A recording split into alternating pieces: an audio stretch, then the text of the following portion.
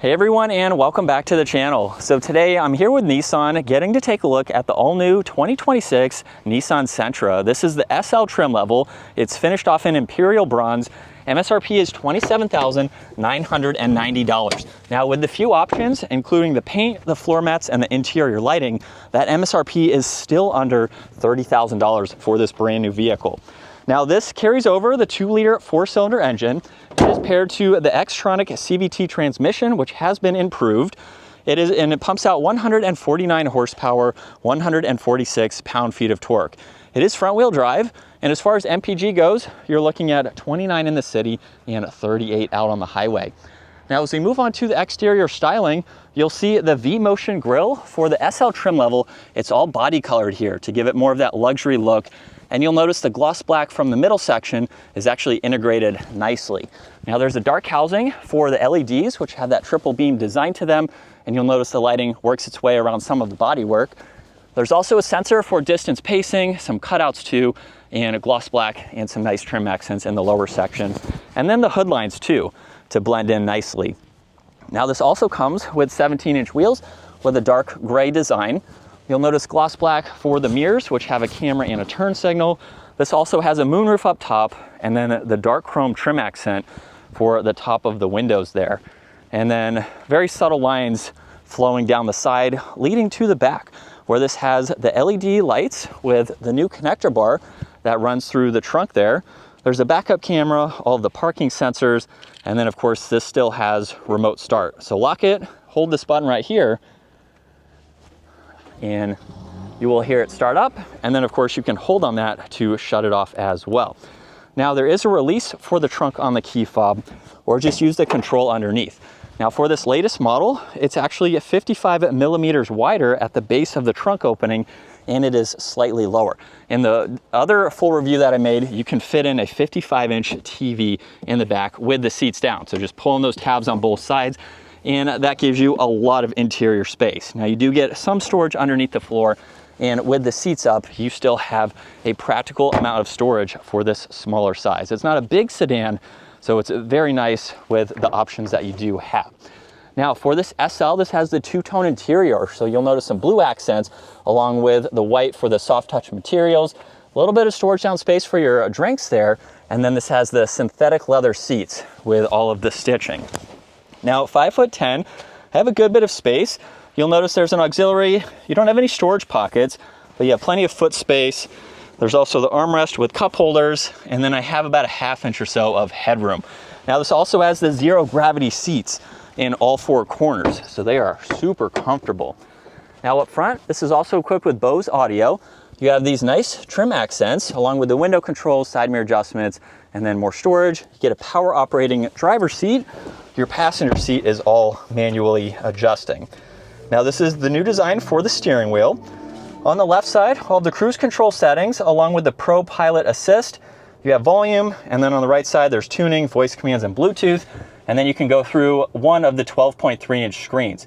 Now you do have different configurations for how you'd like to view this information, going into your shortcut menu there. And then you can also go through a lot more. So you can scroll through all of these vitals depending on what you would like to see. And then there's several settings to go into to further adjust all of this information. Laid out very well, very customizable too. Now you have the trunk release, heated steering wheel, lane keeping assist. There's one air vent. And then with the second 12.3-inch screen, this is your home screen where you have all of these vitals.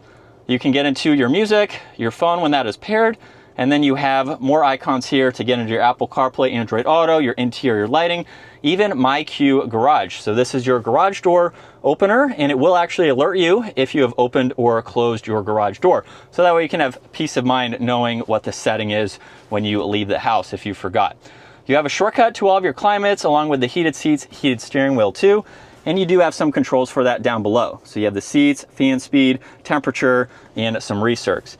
Now there's also more vents. You have volume and tuning, hazards, and a shortcut to the camera system. So when you push on this in park, you have the forward-facing angle with the top-down view, and you have a few more different angles that you can use by pushing on that. Now if you put this into reverse, you have your backup camera, of course, and if you push on that again, Now you have a few different angles there that you can look at. There's also B, which is a low range setting for your engine braking. You get wireless charging along with auxiliaries. You have cup holders, auto hold and e-brake, engine start stop, and there's a few different driving modes. Sport mode will actually adjust your shifting points, improve your steering and your throttle, which I will talk about later. You have plenty of storage under the armrest, along within the glove box, more of the blue accents there. Standard rear view mirror, sunglass holder, dome lights, and controls for the sunshade there. And then here's a look at visibility, where it's very easy to see over both shoulders. And still in sport mode, here we go. So as we get up to speed, not the fastest, but we can get up and move. So it's nice that it has the power, even though it's under 200 horsepower, we still have a good bit to at least get up and move and to get going. But this is what it's like to be behind the wheel for the latest Nissan Sentra. And you can feel those shifting points as I slowed down. It jumped up, it downshifted for that CVT, and which was also beneficial since we are going uphill. But then you can tone it back into normal or even eco mode if you want, just to get some better MPG. Now with this, like I mentioned earlier, there's also the B mode. So if we were going the opposite direction or downhill like this, you can put it into that low range gear basically, where it's going to do more engine braking than actually having to have your foot on the brake pedal. So we are going downhill right now and I am not touching the brake. If I put it into drive, now we start to coast and get a little faster. So especially in terrain situations like this, that is going to be something that is beneficial. But a very nice place to be. All the materials are great as well. You really don't see any plastics. If there are some plastics right here, some of them, most of them are covered up, but it gives you a well-refined interior for the money. So Nissan did a great job with this price point and what they provide you with for that money. A brand new car, you have all of these standard safety features that you can go through and monitor, and there's really not much else that you need. It's more of a basic vehicle, but it gives you the essentials that you need to drive it on a daily basis, along with a good bit of space too for its smaller size. So it could be your only vehicle and you can have a very nice place to daily drive, and one that is going to be really good on your MPG as well. So that is going to wrap it up for the 2026 Nissan Sentra. Once again, huge shout out to Nissan for providing this for me today.